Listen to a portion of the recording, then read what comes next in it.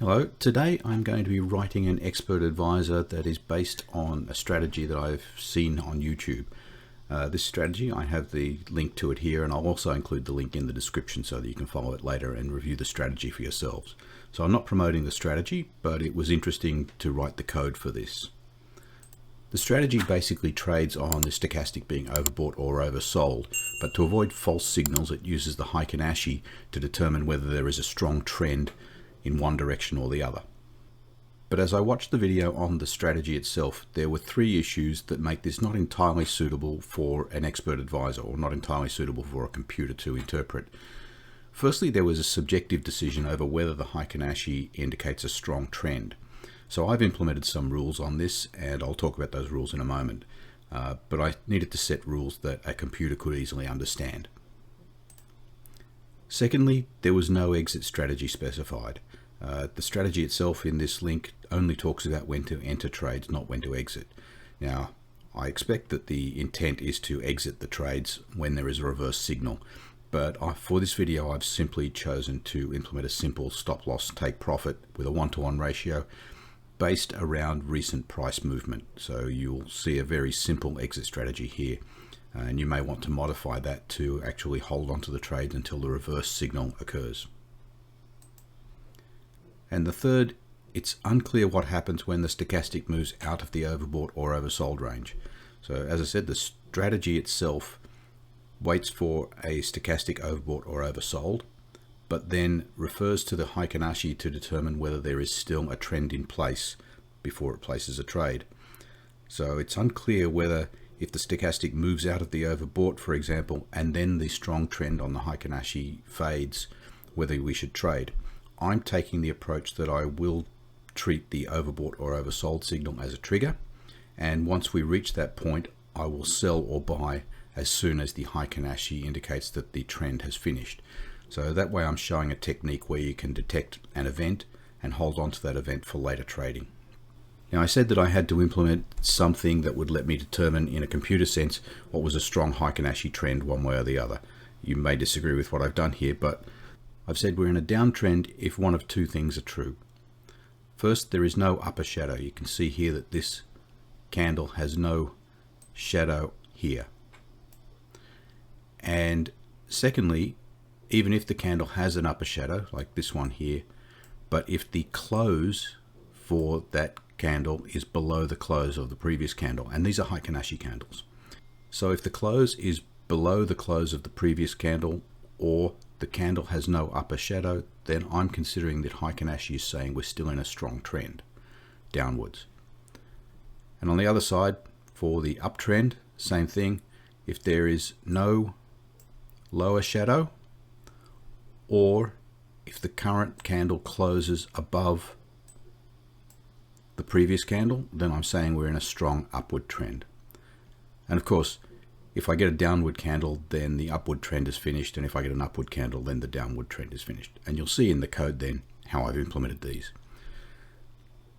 This code does use framework 3.03, which is a newer version, and I'll be going through the changes to the framework as well as showing you how to write the expert advisor based on that framework.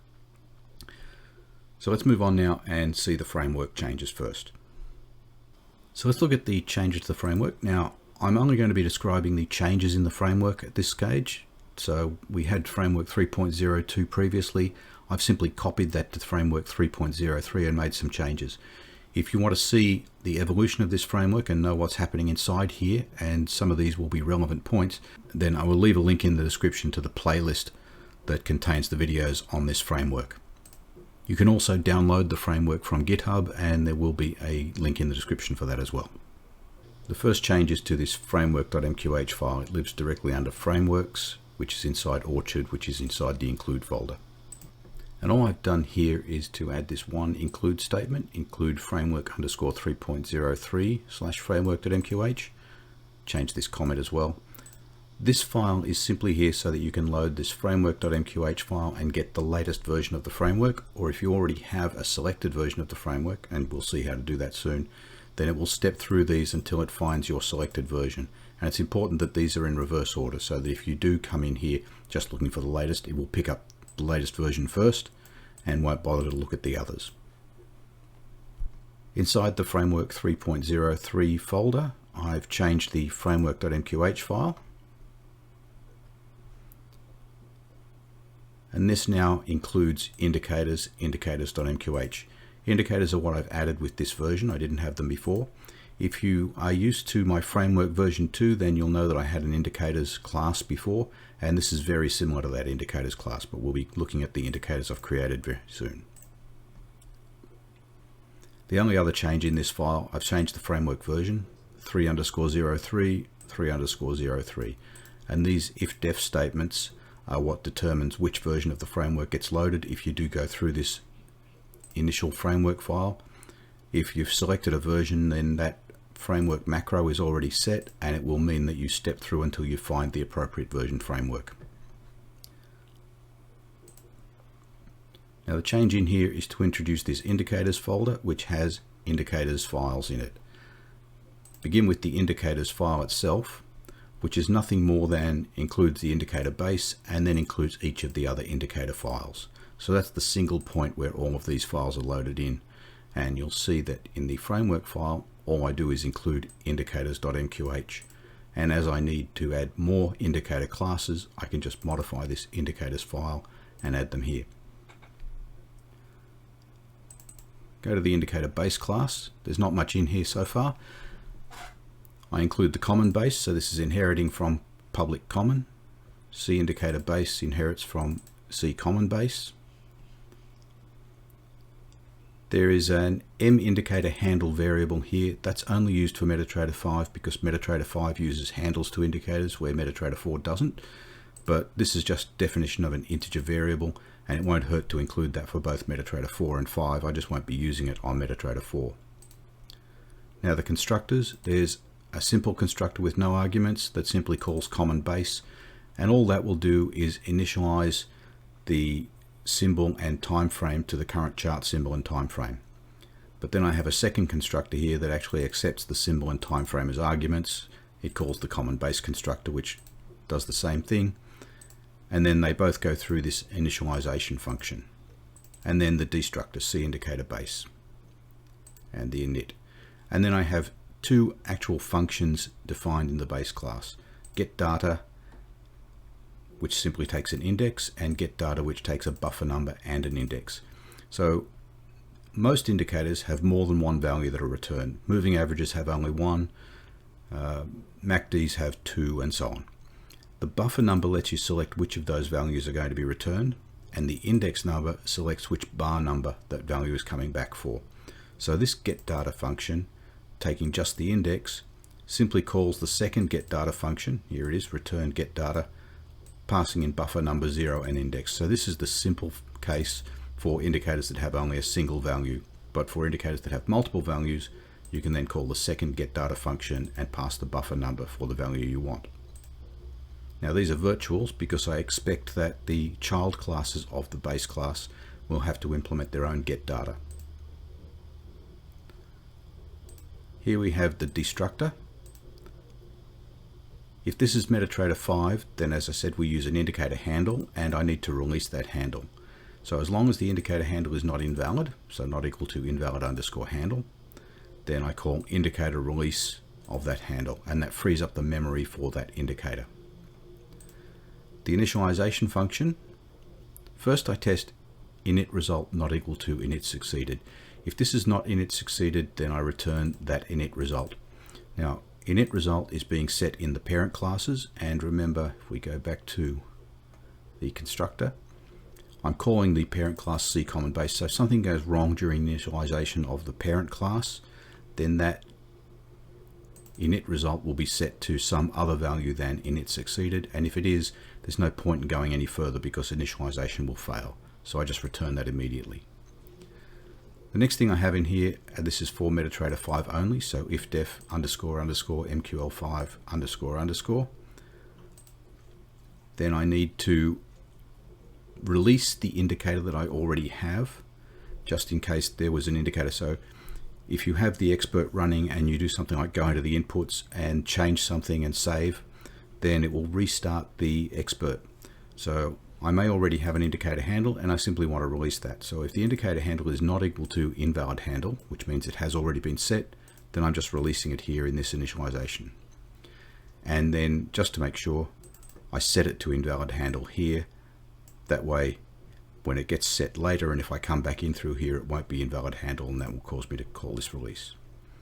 Nothing can go wrong in here, so I'm simply returning init succeeded. So now IndicatorStochastic. This is a simple indicator class because iStochastic is an inbuilt function. I'm including indicator base, and CIndicatorStochastic will inherit from CIndicatorBase. I have a number of member variables, and these are the standard variables for the stochastic indicator. The period, the K period, the D period, slowing, the averaging method, and the price used in the stochastic. The constructors for this, first constructor simply takes those stochastic values, K period, D period, etc.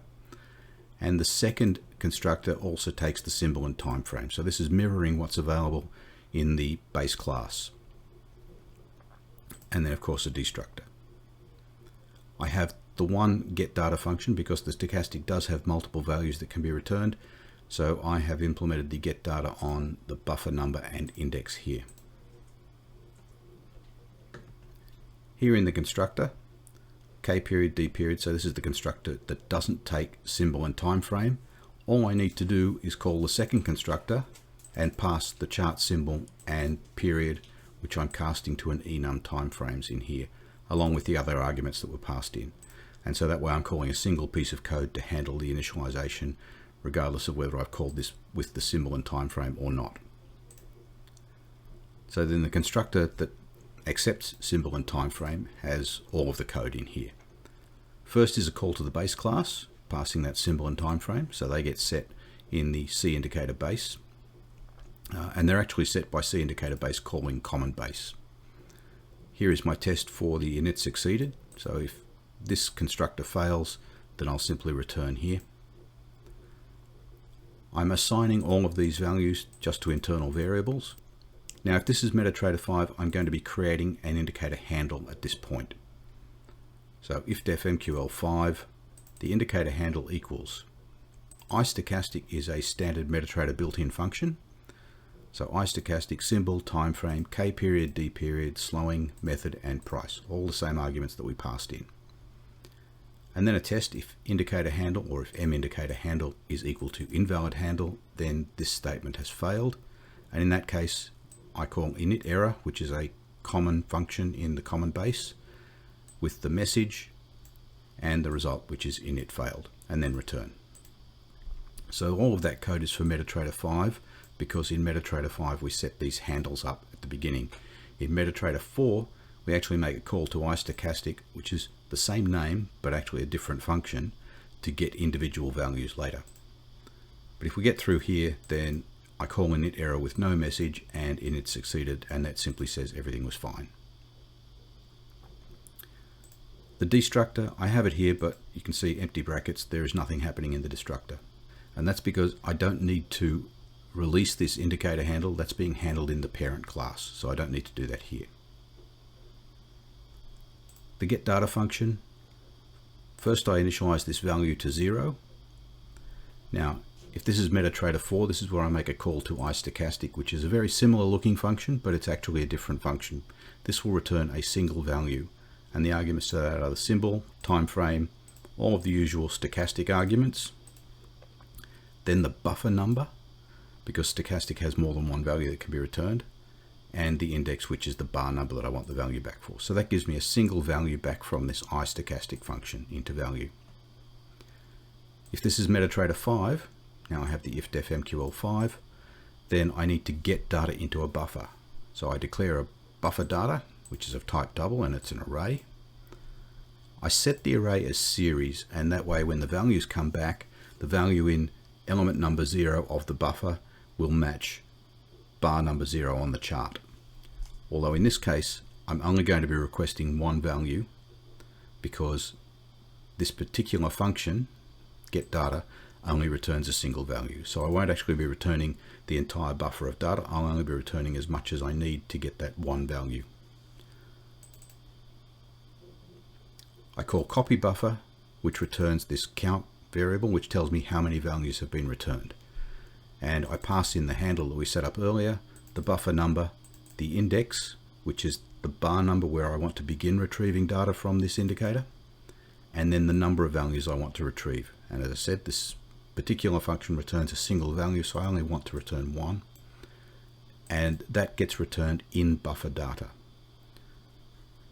If count is greater than 0, that means this was successful. If count is less than 1, then that means I was unable to get data back. So if count is greater than 0, then value equals buffer data 0, because I'm only getting the single value back.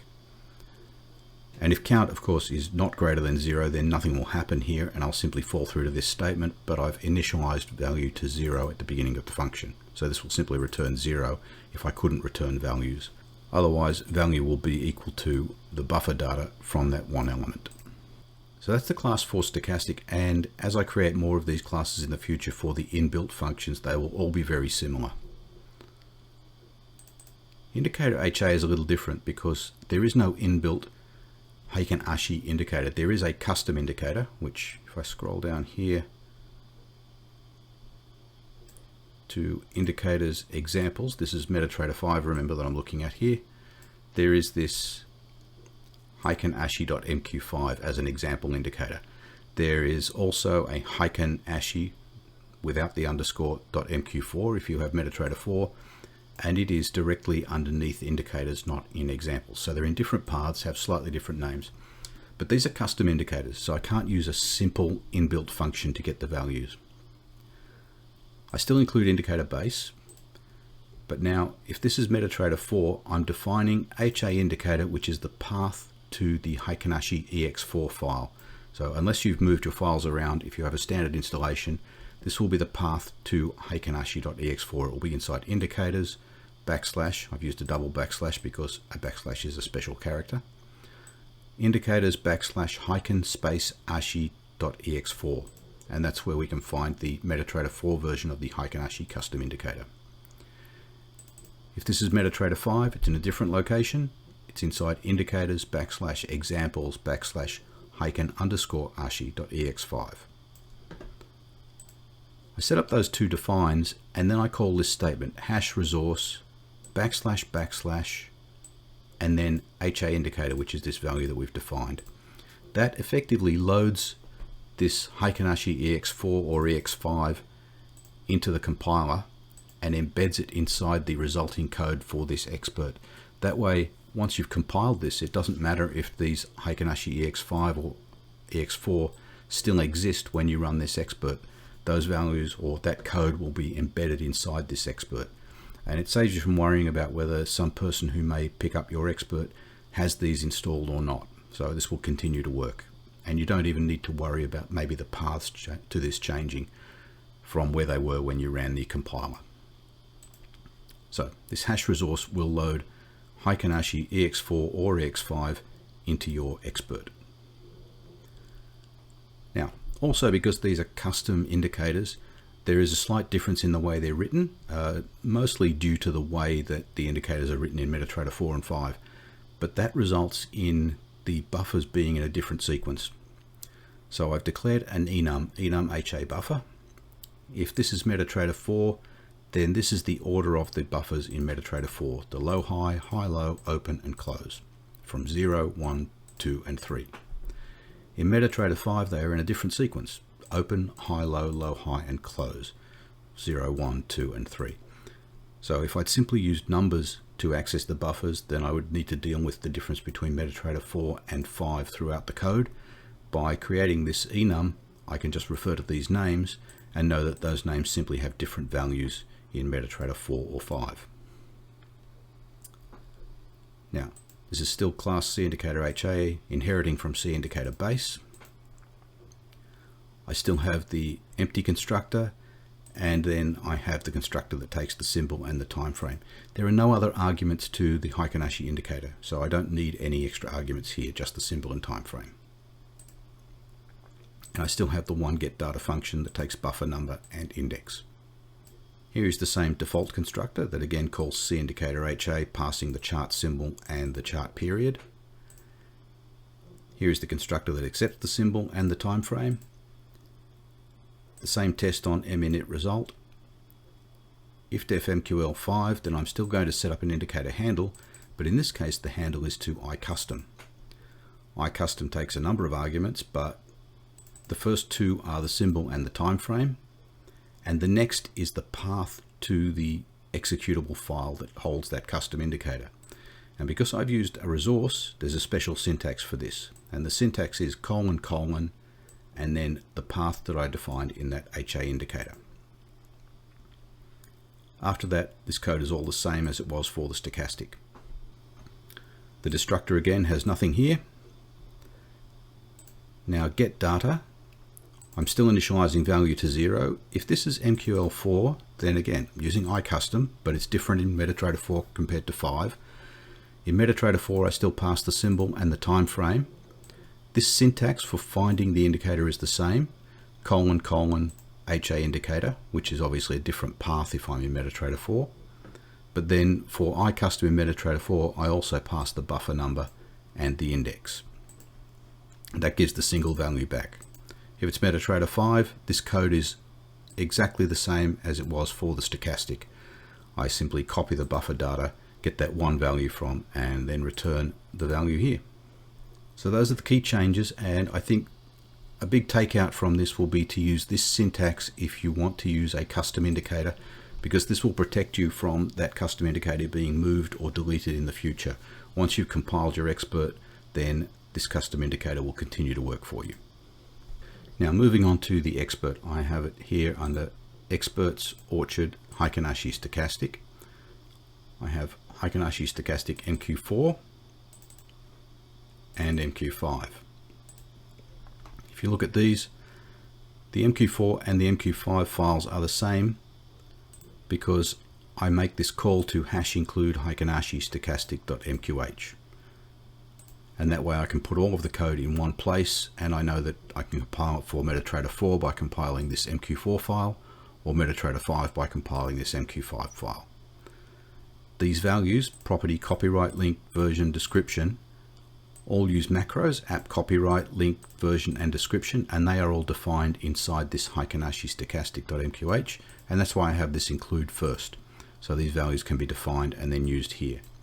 I need to include these property statements in the MQ5 and the MQ4 file because they're simply ignored if they're in any other file. So now if we look at this MQH file,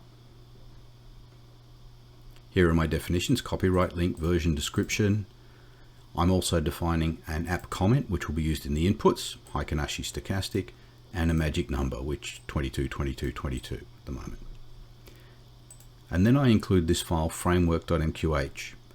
Note this is using the quotation marks, not the angle brackets, so this is looking for framework.mqh in the same folder as this Heiken Ashi stochastic. And here it is. The reason I have this framework.mqh file, and this is a simple expert, but I can simply include this framework.mqh file in any of the other files in this expert, and I know that they will then include Orchard Frameworks version 3.03.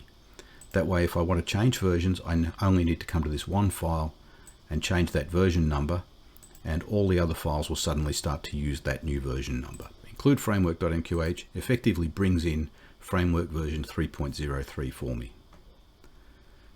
And the inputs then, so I have some standard stochastic values. There's the K period, the D period, slowing, method, price, the usual things for defining the stochastic, but then I also want to know where the overbought and the oversold levels are, so I have inputs for overbought level and oversold level.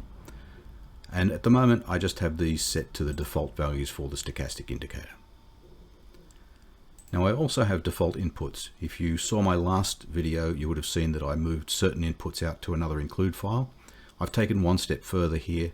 I've moved them into Orchard Shared because these default inputs are the same, and all they are is inputs of the standard lot size, the trade comment, and the magic number. And if I open this file so that you can see it, here they are: input double volume, trade comment, magic number. And the trade comment and magic number are using those defined statements that I had earlier, app comment and app magic. And I'm setting the volume to 0 because I don't want someone to simply take this code, compile it and run. With that volume set to 0, this will simply not work. And it will be up to you then to make it work by changing this volume to something else in the inputs. This file, if I just show you, show in Navigator, is here in a folder called Shared Default Inputs. And that is underneath Orchard. Let me minimize frameworks. Orchard Shared Default Inputs. Now, the expert does all the work. This is the .mqh file, which has the event handlers like onInit and onTick. But all of the work for this is being done inside another file called expert.mqh. This is just my style. I prefer to create that. Expert.mqh is actually going to be a class, the CExpert class. You can see I'm using here CExpert*expert, and I embed all of the logic for the strategy in here. This file, Heiken Ashi Stochastic.mqh, simply creates an instance of that expert here with expert equals new CExpert, and it takes a number of arguments: K period, D period, slowing, stochastic method, price, the two levels, overbought and oversold, and then the standard volume, trade comment, and magic number. And then I simply return expert.onInit, which tells me if that expert was able to initialize successfully. The onDinit event simply deletes the expert, and the onTick event calls the onTick method of the expert. So this is a pretty standard file that I have as the header file for an expert advisor. I simply create the expert object, delete it when I'm finished with it, and in the onTick event I call the onTick for that expert class. So with all the work happening in expert.mqh, let's open that file now.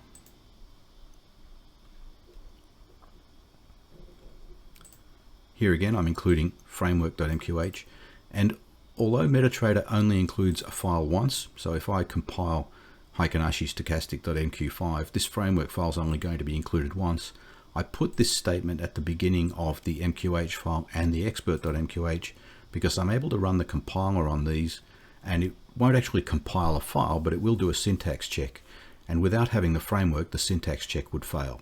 So I have this included in both places. It will only be used the first time the compiler finds it, but this way whichever file I'm looking at I can run the compiler and see if I have a syntax error. CExpert inherits from CExpert base. I have standard variables to hold the inputs for the stochastic, period, K period, D period, slowing, method and price. I also have two variables to hold the overbought level and oversold level. And then I have two flags, Boolean values, M overbought and M oversold. And these are where I'm setting up the triggers. So once the price moves into overbought range, I'm going to say it is overbought, and it will stay like that until something happens to take it out of overbought. Not just the stochastic moving outside the overbought range, but either going into the oversold range or triggering a trade. And the same for oversold in reverse. I use two indicators, so there's a CIndicatorStochastic and the CIndicatorHA, which we saw in the framework, and I'm just calling those mStochastic and mHA. And loop is where most of the work happens. That onTick function, let me go back. Here in Heiken Ashi Stochastic.mqh, void onTick calls expert.onTick. That onTick function is actually a function inside expert base. So I get access to that through inheritance by creating CExpert, and the onTick function then calls the loop function, which is where I can put custom code for this expert that is not the same as code that's standard inside the expert base. I have also two functions that tell me if I'm in a downtrend or an uptrend. So if you go back to the introduction to this video, I told you the rules that I was going to put in place to determine if this is a downtrend or an uptrend, and to get those values I'm going to be passing in the high, low, open, close of the previous Heiken Ashi candle and the close of the Heiken Ashi candle before that. So candle number 1, high, low, open and close, and candle number 2, just the close value. I'm passing that to the downtrend and the uptrend functions, which will simply tell me, do I have a downtrend according to the rules that I've specified, or do I have an uptrend? The constructor begins with the arguments to the stochastic, all the way down to the stochastic price, the two values for the overbought and oversold level, and then the volume, trade comment and magic number for the trades, and then the destructor. Now, in the constructor here for CExpert, I simply accept the arguments for the stochastic, the overbought and oversold level, volume, trade comment, and magic number. I call the constructor for CExpert base with this :CExpert base, and I pass the volume, trade comment, and magic number.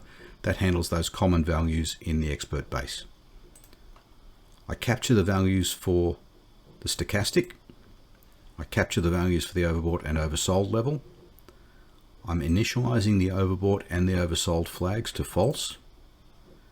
And then I create instances of CIndicatorStochastic and CIndicatorHA. So mStochastic equals new CIndicatorStochastic. And these are the standard arguments to the constructor for the stochastic. And these are the standard arguments to the constructor for the HA. And then just return. The destructor is simple. I just need to delete that mStochastic and the MHA, and then the loop where most of the work is going to happen. So if not mNewBar, this is set by CExpert base. So I'm only trading on a new bar. There's no point in looking at each individual tick within a bar because I'm going to be looking at the previous bar to determine if I have a trend or not. So only trades on a new bar. So if it's not a new bar, I just return. And recount will set this mCount variable. So if mCount is greater than 0, it means I already have a trade open, and I'll just return. I won't place any more trades. Then I need to get the stochastic value. Double sto value equals mStochastic.getData main line, which is the buffer number, comma 1. I'm only interested in the main line. I'm not interested in the signal line for this. If the main line is past the overbought or oversold, that's what I'm looking for. And I want to know where it was at the end of the previous bar. That's why I'm calling for index number 1.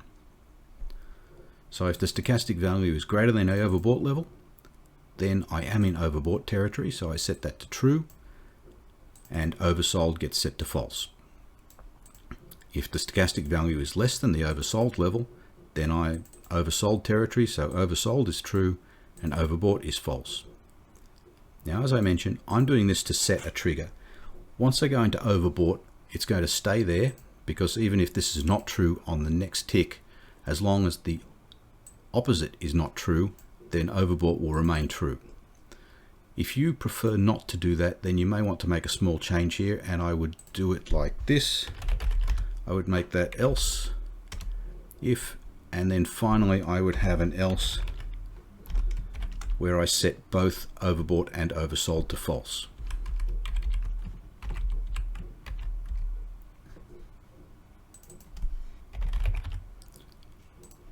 Which means that overbought is only going to be true while the stochastic value is in the overbought range.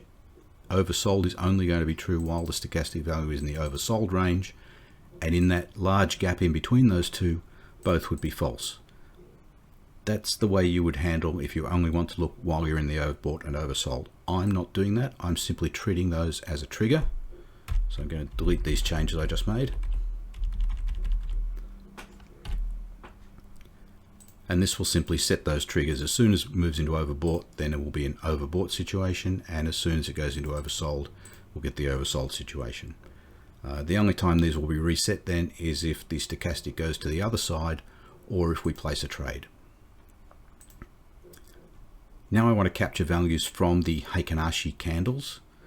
I got the open, the high-low, the low-high, close 1, and close 2. So this is just calling getData, passing in those enums for the open, the high-low, low-high, and close. And close, I'm just asking for bar number 1 and bar number 2. Now, if you're looking at this in MetaTrader 5, you might be wondering why I don't just call it high and low. This is a hangover from MetaTrader 4, which was largely driven by the way that the candles are drawn. So in MetaTrader 4, the candle names are actually the high-low and the low-high. And also in MetaTrader 4, this is not guaranteed to be the high value and this the low value. They can be reversed. So to deal with that, I then also have this double high 1 and low 1. And high 1 is the max of the high-low and low-high, and low 1 is the min of the high-low and low-high. And now my trading conditions. If oversold is set and I'm not in a downtrend, so I've encapsulated all of the downtrend logic in a single function because it's much easier to read. So if I'm oversold and not in a downtrend, then that's my signal to buy. So the price is mlasttick.ask. mlasttick is also set up in the expert base class. Stop loss, then I said that I'm using a simple stop loss based on price movement recently. So price high 1 minus low 1. So my stop loss is price minus the size of candle number 1, size of the Heiken Ashi candle number 1. This is not the standard price candle, this is the Heiken Ashi candle. And the take profit, because I'm making this a 1-to-1, is just price plus the same thing, high 1 minus low 1. And then I call trade.buy. Trade is also set up in the expert base class, and it is the trade class from MetaTrader 5, or if you're using MetaTrader 4, it's built into the framework that I've created a trade class there that simulates as much as I need for trade.buy. And I pass in the order size, the symbol, price, stop loss, take profit, and the trade comment. And then I simply say oversold is false. So once I've reached this point, there's no need to carry the oversold flag any further. I just turn it off. The opposite then, if we are overbought and not in an uptrend, then this is time to sell. Price now is last tick.bid for a sell. Stop loss is price plus high 1 minus low 1, and take profit is price minus high 1 minus low 1. And then I just call trade.sell, order size, symbol, price, stop loss, take profit, and trade comment, and reset overbought to false, and then return. So that's all of the logic for placing the trades. Now let's just look at the downtrend test. So remember, I've received these values, the high, low, open, and close for the previous bar, and the close for the bar before that. I don't necessarily need all of those in both the downtrend and the uptrend, but I'm calling them with the same arguments. So first, if close 1 is greater than open 1, then it means I actually have an up bar. Therefore, if I have an up bar, I can't be in a downtrend, and I return false. The next test, if high 1 is equal to open 1, then it means there is no upper shadow. So I'm still in a downtrend. If you remember my graphics, if there is no upper shadow, then this is a downtrend. And so in that case, I just return true because we do have a downtrend. The next one, if close 1 is greater than close 2, so the close is higher. Remember I said we're still in a downtrend if the close is below the close of bar number 2. But if close 1 is greater than bar number 2, then I don't have a downtrend, higher close, weak downtrend, and I just return false. If I get to this point though, it means I do still have a downtrend, and I just return true. The uptrend very similar, but just reverse logic. If close 1 is less than open 1, then it's a downtrend, so, or a down bar, and therefore we don't have an uptrend. If low 1 is equal to open 1, there's no lower shadow, so we are in an uptrend, and return true. If close 1 is less than close 2, then lower close means a weak uptrend, and I can return false and return true if we get to this point. And that's the completion of the code for the Heiken Ashi stochastic expert. Let me just compile this and show a quick demonstration. Now, in the constructor here for CExpert, I simply accept the arguments for the stochastic, the overbought and oversold level, volume, trade comment, and magic number. I call the constructor for CExpert base with this :CExpert base, and I pass the volume, trade comment, and magic number. That handles those common values in the expert base. I capture the values for the stochastic. I capture the values for the overbought and oversold level. I'm initializing the overbought and the oversold flags to false. And then I create instances of CIndicatorStochastic and CIndicatorHA. So mStochastic equals new CIndicatorStochastic. And these are the standard arguments to the constructor for the stochastic. And these are the standard arguments to the constructor for the HA. And then just return. Now I have the strategy tester open and I'm using EURUSD 1 hour chart. I've set the standard bars to a line chart so they don't get in the way. You can see that the tester has already drawn the Heiken Ashi bars here for me. At this point, the stochastic went into oversold, so I was in a buying mode, but the Heiken Ashi candles here did not have upper shadows, and so I had to wait for this downtrend to finish according to the Heiken Ashi, and it finished here where I had a Heiken Ashi bar where the close was not below the candle before close, and that did have an upper shadow. So at that point we entered a buy trade. I've set the stop loss based on the size of this previous candle and the take profit to be a 1-to-1. So that's not a great strategy for entry and exit, but it is enough to demonstrate the code for this. You may want to implement your own exit strategy, possibly exiting when you get a reverse signal. I'll let that run on and see how this trade closes.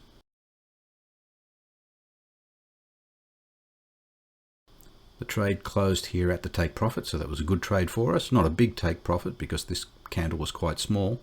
And that's another thing to note. At the point where these trends finish, typically the last candle is quite small. So by using a stop loss take profit based on the size of that candle, I'm not making the most of this strategy. I can also see that the stochastic is beginning to trend up, so we might hit an overbought soon. So I'll let that run on a little bit and see if we get into overbought territory, and then if it should trigger a sell after that.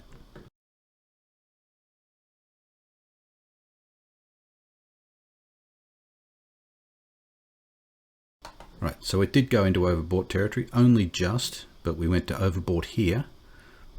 But these candles had no lower shadow, so we were in an uptrend until this point where there was a candle that had a lower shadow and the close for this candle was below the close of the candle before.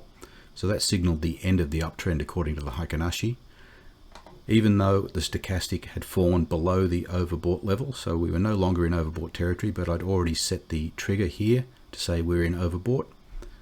And so at the beginning of this candle, I've opened a sell trade. So I'll let this just run on to the close of that trade.